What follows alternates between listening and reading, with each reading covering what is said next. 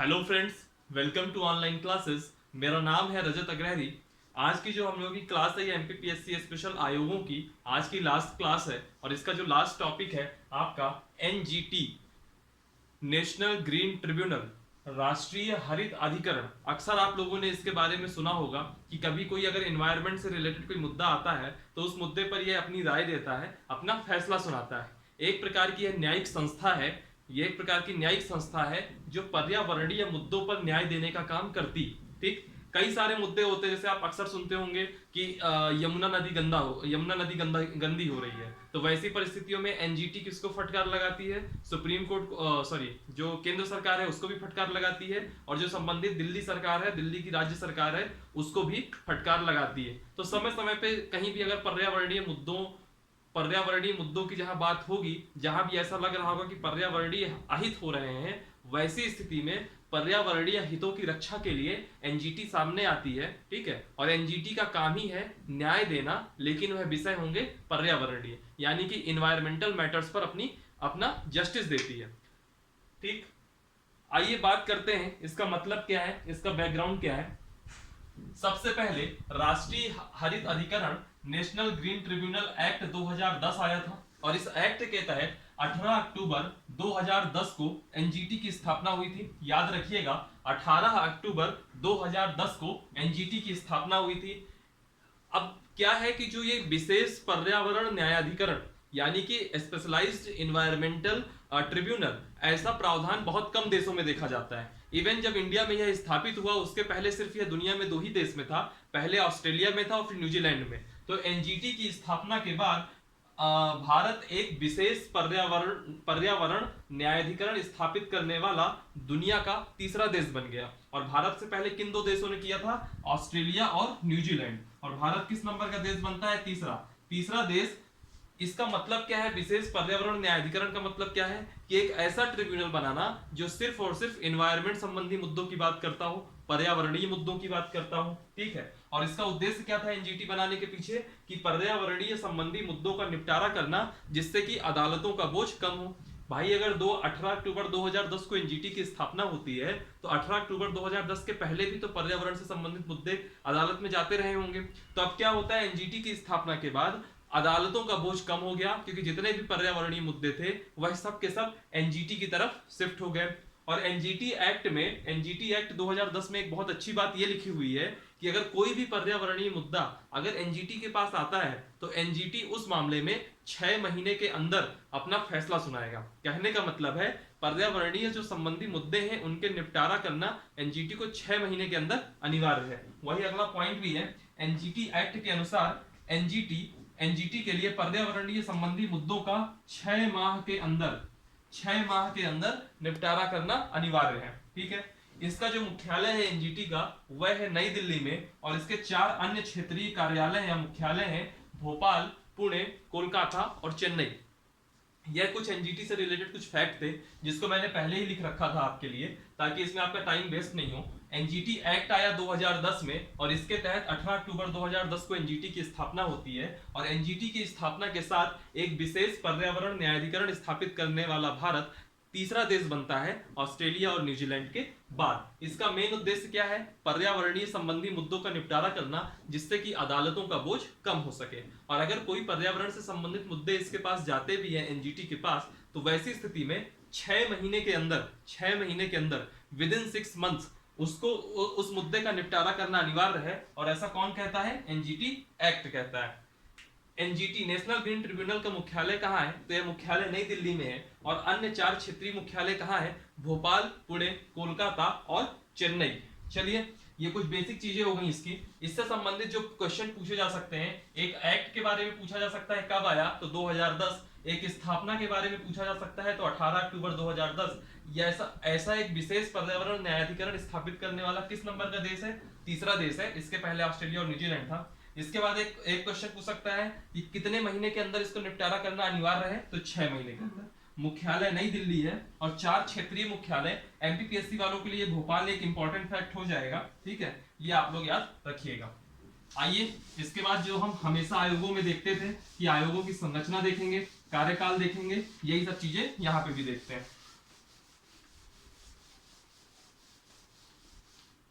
सबसे पहले हम बात करेंगे संरचना की। तो जो एनजीटी की संरचना होती है, एनजीटी की संरचना है वो कुछ ऐसी है कि एक तो नेशनल ग्रीन ट्रिब्यूनल का अध्यक्ष होगा, एक नेशनल ग्रीन ट्रिब्यूनल का अध्यक्ष होगा, कुछ न्यायिक सदस्य होंगे,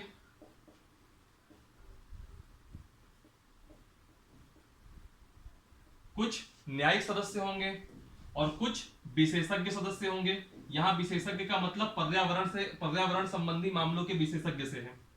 कुछ विशेषज्ञ सदस्य होंगे और इनकी कुछ संख्या होगी। इनकी संख्या क्या होगी? जो अध्यक्ष तो मान लीजिए एक ही होगा, अध्यक्ष तो एक ही होगा, लेकिन जो न्यायिक सदस्य हैं इनकी संख्या कितनी हो सकती है? 10 से ज्यादा लेकिन 20 से कम। और जो विशेषज्ञ सदस्य हैं इनकी संख्या भी कितनी होगी? 10 से ज्यादा लेकिन 20 से कम। ठीक है, अब बात आती है इनकी नियुक्तियों की। तो जो अध्यक्ष है इसकी जो नियुक्ति करती है, नियुक्ति कौन करेगा? केंद्र सरकार। नियुक्ति बाई केंद्र सरकार एक समिति की सिफारिश से। केंद्र सरकार एक समिति बनाएगी, उस समिति की सिफारिश में जिसका भी नाम आएगा उस सिफारिश के माध्यम से केंद्र सरकार एनजीटी के अध्यक्ष की नियुक्ति करती है। यही हाल न्यायिक सदस्यों और विशेषज्ञ सदस्यों के लिए भी है कि नियुक्ति कौन करेगा? केंद्र सरकार।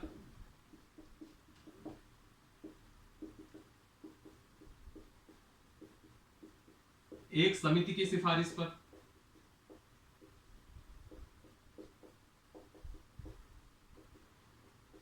ठीक, एक नियुक्ति इसमें भी केंद्र सरकार करेगा, एक समिति की सिफारिश पर। अध्यक्ष होने के लिए जो योग्यता है वह क्या होनी चाहिए वह देख लीजिए। अध्यक्ष बनने के लिए क्या योग्यता होनी चाहिए, और फिर जो न्यायिक सदस्य हैं यह बनने के लिए क्या योग्यता होनी चाहिए, इसको देख लीजिए अच्छे से। ठीक, अध्यक्ष बनने के लिए पहली योग्यता यह होनी चाहिए कि या तो सुप्रीम कोर्ट का न्यायाधीश हो, सुप्रीम कोर्ट का न्यायाधीश हो या रहा हो, या फिर अगर हाई कोर्ट की बात आएगी तो हाई कोर्ट का मुख्य न्यायाधीश रहा हो या हो।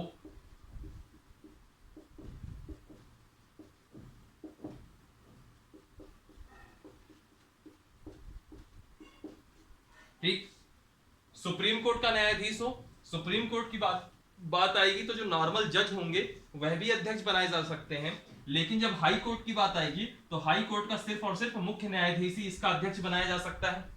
और इस केस में अगर न्यायिक सदस्य वगैरह बनाने हैं, वैसी स्थिति में जो योग्यता है क्या है कि सुप्रीम कोर्ट का जज हो या रहा हो। ठीक, हाई कोर्ट का मुख्य न्यायाधीश या अन्य न्यायाधीश रहा हो। यानी कि अगर वो हाई कोर्ट का जज रहा होगा, अगर हाई कोर्ट का मुख्य न्यायाधीश है तो भी, अगर वो नॉर्मल जो जज होते हैं, जो अन्य जज होते हैं, अन्य न्यायाधीश होते हैं, अगर वो भी रहा हो तब भी वह न्यायिक सदस्य बनाया जा सकता है।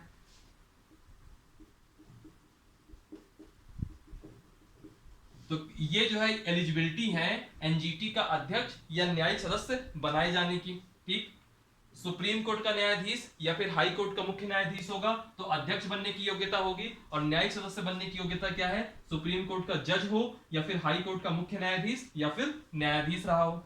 तो ये इनकी योग्यताएं हो गई। ठीक है, फिर इसके बाद हम बात करेंगे कार्यकाल की। इतना आप देख लीजिए, फिर इसके बाद हम बात करेंगे कार्यकाल की। स्क्रीनशॉट ले लीजिएगा नोट्स अगर नहीं बना रहे हैं, बाकी अपने हाथ से नोट्स बनाएंगे तो बहुत अच्छा रहेगा। और एमपीपीएससी जिसके एग्जाम के पर्पस से मैं ये पूरे वीडियोस बना रहा हूं, एमपीपीएससी सिर्फ वन लाइनर एक क्वेश्चन पूछ लेगी। पूछ सकती है एनजीटी के अध्यक्ष की नियुक्ति कौन करता है, पूछ सकती है एनजीटी का कार्यकाल क्या होगा, पूछ सकती है कि एनजीटी का अध्यक्ष बनने के लिए क्या योग्यताएं होनी चाहिए, पूछ सकती है एनजीटी का एक्ट कब आया था। कोई सा भी इन सब क्वेश्चन से कोई भी एक क्वेश्चन में पूछ सकती है। एनजीटी बहुत इंपॉर्टेंट टॉपिक है और एनजीटी हमेशा चर्चाओं में रहता है, ये हमेशा करंट का इशू है, क्योंकि आप आए दिन अगर आप न्यूज़पेपर खोलेंगे ना तो हर 2-4 दिन में आपको एनजीटी से संबंधित कोई ना कोई खबर आपको मिल ही जाएगी कि राष्ट्रीय हरित अधिकरण ने इस मामले में यह फैसला सुनाया, इसको फटकार लगाई, पर्यावरणीय मुद्दों में इसके ऊपर इतना फाइन ठोका, इसको इतनी सजा सुनाई, अक्सर आप सुनते ही होंगे। चलिए, हमने अभी देख लिया कि इसकी संरचना क्या होती है और नियुक्ति कैसे होती है। अब बात करते हैं हम लोग इसकी कार्यकाल की। तो जो टेन्योर होता है, चाहे वह एनजीटी का अध्यक्ष हो, चाहे वह एनजीटी का न्यायिक सदस्य हो, चाहे वह विशेषज्ञ सदस्य हो, इन सब का जो कार्यकाल होगा वह होगा आपका 5 वर्ष का, 6 वर्ष नहीं 5 वर्ष। जो कार्यकाल होता है वह 5 वर्ष का कार्यकाल होगा। मैं यहां उम्र लिखने जा रहा था, तो इसमें उम्र का कोई फैक्टर नहीं है, इसमें उम्र का कोई फैक्टर नहीं है। यहां पे जब जनरली टेन्योर की बात करेगा तो 5 वर्ष का कार्यकाल, लेकिन सुप्रीम कोर्ट के जजेस के लिए कुछ और है, हाई कोर्ट के जजेस के लिए कुछ और है। मैं अभी उस पर भी आता हूं। और जब 5 वर्ष का कार्यकाल ये लोग पूरा कर लेंगे, वैसी स्थिति में अगर सोचा जाए कि इनकी पुनर्नियुक्ति हो जाए, तो ऐसी परिस्थिति में याद रखिएगा कि पुनर्नियुक्ति कभी नहीं हो सकती, पुनर्नियुक्ति कभी नहीं हो सकती। और एक चीज और याद रखिएगा, कोई व्यक्ति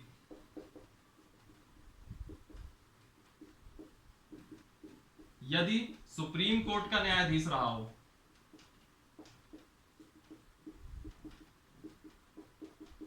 तो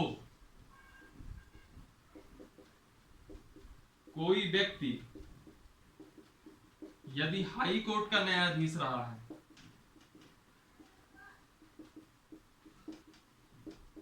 तो सुनिएगा मेरी बात को, कोई व्यक्ति अगर सुप्रीम कोर्ट का न्यायाधीश रहा हो और एनजीटी का अध्यक्ष या न्यायिक सदस्य बना दिया गया हो, तो ऐसी स्थिति में आप ये बताइए, सुप्रीम कोर्ट का जज रिटायरमेंट किस उम्र में होता है? 65 वर्ष की उम्र होती है उसका कार्यकाल, और हाई कोर्ट के लिए 62 वर्ष उम्र होती है कार्यकाल। तो अगर वो 65 वर्ष की उम्र में सुप्रीम कोर्ट से रिटायर हो गया होगा, तो वैसी स्थिति में अगर उसकी नियुक्ति हो गई होगी तो 5 साल रह सकता है। 65 और 5 जोड़ दीजिए, कितना होता है? 70 होता है ना, याद रखने का तरीका है। तो अगर कोई व्यक्ति यदि सुप्रीम कोर्ट का न्यायाधीश रहा हो और ऐसी स्थिति में, और अगर वह अध्यक्ष या न्यायिक सदस्य बनता है, अध्यक्ष या न्यायिक सदस्य बनता है एनजीटी में, तो वैसी स्थिति में 70 वर्ष की आयु के बाद,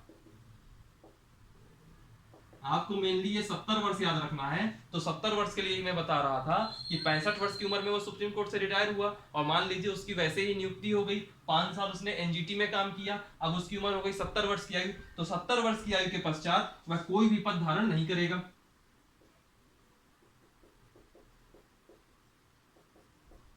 और जब मैं यहाँ पद धारण ना करने की बात कर रहा हूं, तो यह किस परिस्थिति में बात कर रहा हूं? ये मैं इस परिस्थिति में बात कर रहा हूं कि ना ही वह राज्य सरकार के अधीन कोई नियोजन के पद धारण करेगा, और ना ही केंद्र सरकार यानी कि जो भारत सरकार है उसके किसी नियोजन में कोई पद धारण करेगा। ठीक है, वही सेम केस यहाँ पे भी है कि अगर कोई व्यक्ति हाई कोर्ट का न्यायाधीश रहा हो और वह अध्यक्ष या न्यायिक सदस्य बनाया जाता है, तो यह ऐसे व्यक्ति 62 वर्ष की उम्र में रिटायरमेंट होगा।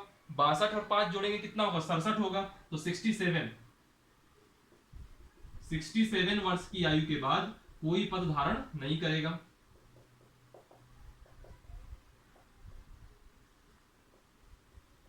यहां पे कोई पद धारण नहीं करेगा का मतलब किस चीज से है? राज्य सरकार या भारत सरकार के अधीन किसी भी नियोजन पे वह नहीं जा सकता। चलिए, एक फैक्ट ये हो गया। एक चीज और याद रखिएगा, जो विशेषज्ञ सदस्य होंगे, ये मैं बात कर रहा हूं किनकी? सिर्फ और सिर्फ अध्यक्ष और न्यायिक सदस्यों की। अब मैं बात करूंगा विशेषज्ञ सदस्यों की। तो जो विशेषज्ञ सदस्य होंगे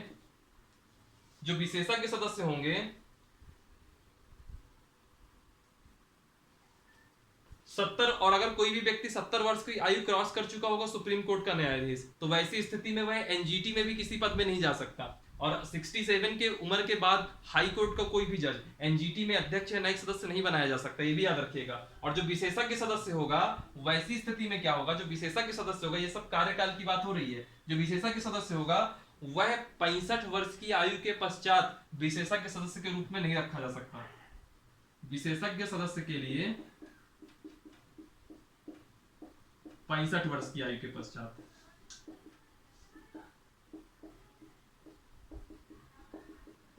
भाई, आपका कार्यकाल तो 5 वर्ष है, और मैक्सिमम लिमिट की कहीं कोई संख्या नहीं है। ये भी तो हो सकता है कि 65 वर्ष की उम्र में आप सुप्रीम कोर्ट के न्यायाधीश के रूप में रिटायरमेंट हुआ, और जब आप 69 साल के थे तब आपको रख लिया गया। वैसी स्थिति में आप रखे जा सकते हैं। आप 5 साल आपका कार्यकाल पूरा करेंगे तो हो सकता है आपका 74 ईयर्स में आपका रिटायरमेंट हो, लेकिन जैसे ही आपकी उम्र 70 वर्ष कंप्लीट हो जाएगी, तो 70 वर्ष की आयु होने के बाद आपको जो है अध्यक्ष या न्यायिक सदस्य नहीं बनाया जा सकता। और हाई कोर्ट के केस में क्या है? ये उम्र 67 वर्ष। अगर आपकी उम्र 67 प्लस हो गई है, तो वैसी स्थिति में आपको एनजीटी का अध्यक्ष या न्यायिक सदस्य नहीं बनाया जा सकता। और विशेषज्ञ सदस्य जो होते हैं उनके लिए लिमिटेशन कितनी है, ये लिमिटेशन है 65 वर्ष। तो याद रखिएगा 70 वर्ष के बाद आप सुप्रीम कोर्ट के किसी जज को नहीं बना सकते, 67 वर्ष की उम्र के बाद आप किसी को हाई कोर्ट के जज को नहीं बना सकते, और विशेषज्ञ सदस्य बनने के लिए 65 वर्ष की आयु के पश्चात आप किसी को नहीं बना सकते। बहरहाल इतना सब हो गया। अब बात करते हैं पद त्याग।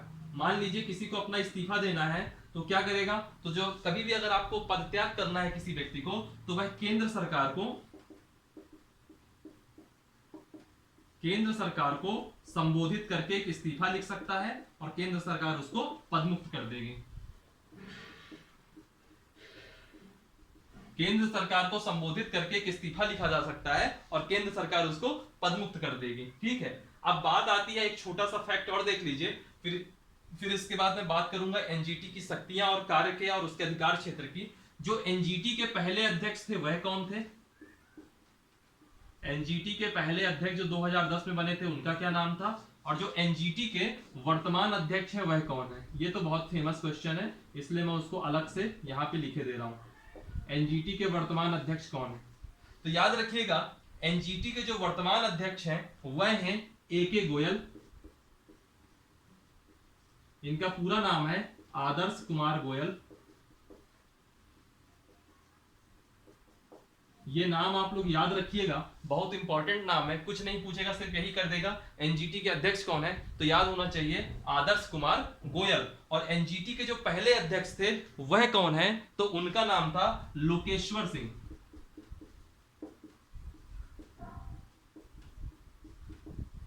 एनजीटी के जो पहले अध्यक्ष थे वह कौन थे? लोकेश्वर सिंह। ठीक है, चलिए अब इसके बाद हम बात करेंगे, इसका आप स्क्रीनशॉट ले लीजिएगा। इसमें से आपके क्या क्वेश्चन बहुत इंपॉर्टेंट है? एक कार्यकाल 5 वर्ष, सुप्रीम कोर्ट का जज होगा तो 70 वर्ष के बाद नियुक्ति नहीं हो सकती, हाई कोर्ट का जज होगा तो 67 वर्ष के बाद नियुक्ति नहीं हो सकती, और विशेषज्ञ सदस्य के लिए 65 वर्ष की आयु के बाद कोई नियुक्ति नहीं होगी। वर्तमान अध्यक्ष कौन है? एके गोयल। और पहले अध्यक्ष कौन थे? लोकेश्वर सिंह।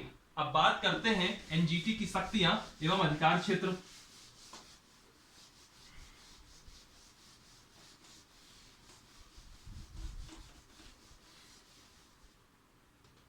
ठीक, एनजीटी की शक्तियां एवं अधिकार क्षेत्र, चूंकि यह लिखने वाला पूरा टॉपिक है, हालांकि इसमें समझाना है लेकिन इसमें लिखने वाला टॉपिक ज्यादा है, तो मैं वीडियो को 1 सेकंड के लिए पॉज करूंगा और उसके बाद लिखने वाला पूरा टॉपिक आपके सामने आ जाएगा। ये हम बात करेंगे एनजीटी की शक्तियां और अधिकार क्षेत्र पे। सबसे पहली क्या शक्ति है, उसका अधिकार क्षेत्र है। चूंकि एनजीटी एक वैधानिक निकाय है, इस वजह से एनजीटी के पास अपीलीय क्षेत्राधिकार है, जिसके तहत एनजीटी विभिन्न मुद्दों पर कार्रवाई कर सकता है। दूसरी चीज, जो एक प्रोसीजर होता है कोड ऑफ सिविल प्रोसीजर, जिसको हम हिंदी में कहते हैं नागरिक प्रक्रिया संहिता 1908, इसमें क्या होता है, न्यायिक प्रक्रिया यानी कि जो जुडिशियल प्रोसीजर होता है, जो न्यायिक प्रक्रिया है उसका पूरा उल्लेख होता है। लेकिन एनजीटी उस प्रक्रिया को पूरा करने के लिए बाध्य नहीं है। एनजीटी अपनी मर्जी के हिसाब से अपना फैसला दे सकती है या अपनी कार्यवाही या अपनी प्रक्रिया जारी कर सकती है। अगर एनजीटी किसी मामले में कोई आदेश दे रही है या कोई निर्णय सुना रही है या कोई अधिनिर्णय सुना रही है, तो वैसी स्थिति में यह आवश्यक है कि एनजीटी कुछ सिद्धांतों को लागू करे, जैसे सतत विकास, सस्टेनेबल डेवलपमेंट, निवारक यानी कि प्रिकॉशनरी, और प्रदूषक भुगतान यानी कि जो पॉल्यूशन पेज है, पॉल्यूशन पेमेंट्स है, इन सिद्धांतों को लागू करें। और इन सिद्धांतों को लागू करते ही वह अपना कोई ना कोई निर्णय सुनाए। ठीक, और एक चीज याद रखिएगा, एनजीटी अगर किसी विषय पर कोई निर्णय देती है, एनजीटी कभी किसी विषय पर कोई निर्णय देती है, तो उन निर्णयों के विरुद्ध 90 दिनों के अंदर जिस दिन उसने निर्णय सुनाया उस दिन से 90 दिन के अंदर सुप्रीम कोर्ट में, ये लिखना मैं भूल गया था, 90 दिनों के अंदर सुप्रीम कोर्ट में अपील की जा सकती है। तो ये कुछ 4 अधिकार क्षेत्र हैं। ऐसे 2-3 पॉइंट और हैं, उनको भी देख लीजिए। मैं वापस से 1 सेकंड पे वीडियो पॉज करूंगा, तब तक आप इसका स्क्रीनशॉट ले लीजिए। ये लीजिए, कुछ आगे के जो अधिकार क्षेत्र हैं उनको भी देख लीजिए। अधिकरण अपने निर्देश के अनुसार से कुछ प्रावधान कर सकता है, जैसे पर्यावरण प्रदूषण या किसी अन्य पर्यावरणीय क्षति पर जो पीड़ित होंगे उनको क्षतिपूर्ति देगा, क्षतिग्रस्त संपत्तियों की बहाली कर सकता है या फिर क्षतिग्रस्त संपत्तियों का पुनर्निर्माण करवा सकता है। अधिनियम में अगर कोई भी आदेश अगर एनजीटी देता है तो वैसी स्थिति में अगर आप उल्लंघन करते हो या ऐसा लगता है एनजीटी जब किसी मामले की सुनवाई कर रही है और वहां जो भी सुनवाई कर रहे हैं उनको अगर ऐसा लगता है कि आपने पर्यावरणीय मामलों का उल्लंघन किया है, तो वैसी स्थिति में वह आपको दंड भी दे सकती है। और दंड का प्रावधान क्या है, एक निश्चित समय के लिए कारावास जो कि 3 वर्षों तक बढ़ाया जा सकता है, यानी कि जो मैक्सिमम इम्प्रिजनमेंट है वह 3 साल की रहेगी और जो निश्चित आर्थिक दंड है वह आर्थिक दंड 10 करोड़ तक बढ़ाया जा सकता है। इतना ही है आपके एनजीटी में। एनजीटी जो है पर्यावरणीय संबंधी जो 6 कानून है उनके अंतर्गत वो जो है सुनवाई कर सकता है। उन 6 कानूनों को मैं इस वीडियो के कमेंट बॉक्स में जा करके एक पिन कमेंट रहेगा उसमें आप देख सकते हैं, 6 कानूनों को मैं नाम लिख दूंगा। आज के बाद से आयोगों की आपकी पूरी क्लास खत्म होती है। नेक्स्ट क्लास से हम लोग एमपी स्पेशल चालू करेंगे, उसमें भी आप लोग लगातार जुड़े रहिएगा।